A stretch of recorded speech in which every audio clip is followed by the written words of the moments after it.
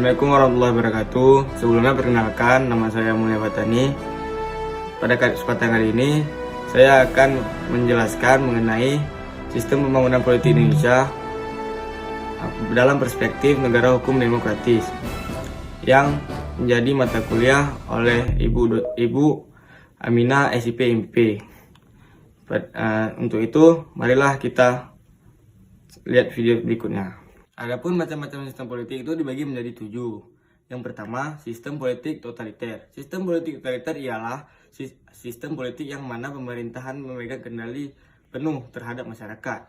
Yang kedua, yaitu sistem politik demokrasi liberal. Sistem politik ini ialah sistem politik yang menjunjung tinggi kebebasan individu. Adapun contoh negara yang melakukan sistem politik totaliter, contohnya seperti Uni Soviet, Jerman pada masa pemerintahan Adolf Hitler.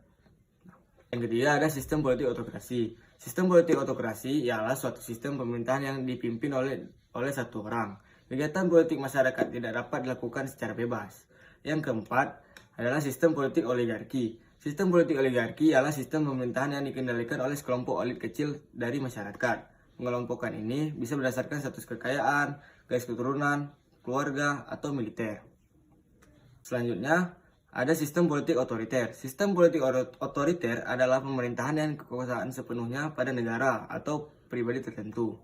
Yang keenam, ada sistem politik diktator. Sistem politik diktator adalah sistem politik yang mana pemerintahan berlaku secara otoriter dan cenderung sewenang-wenang terhadap rakyat.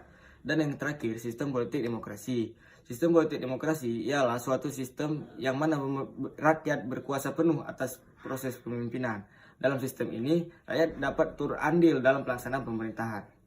Selanjutnya ada pembangunan sistem politik. Pembangunan sistem politik ialah, dalam studi ini, modernisasi politik merupakan perubahan politik.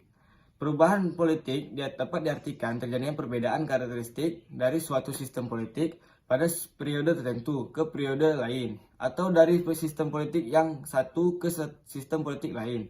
Selanjutnya ada negara hukum demokratis. Demokrasi sebagai suatu sistem politik sangat erat sekali hubungan dengan hukum.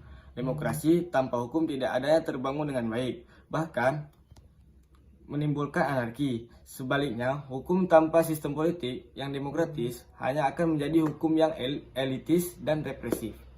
Jadi, dapat diambil kesimpulan dari perkembangan sistem politik Indonesia dari sudut pandang negara hukum yang demokratis dapat disimpulkan bahwa sistem politik adalah rangkaian kegiatan atau proses dalam masyarakat politik yang dipengaruhi dan ditentukan oleh kapan bagaimana. Ada hubungan yang erat antara ilmu politik dengan pemerintahan. Oleh sebab itu, sistem politik adalah kesatuan dari struktur dan fungsi politik dan juga memutuskan bahwa pemikiran yang jelas dari sistem politik, khususnya sistem politik demokrasi di negara tersebut, memenuhi keinginan yang diungkapkan oleh rakyatnya sendiri. Mungkin sekian video dari saya. Apabila banyak kurangnya, saya mohon maaf. Wabillahi taufiq wal hidayah. Assalamualaikum warahmatullahi wabarakatuh.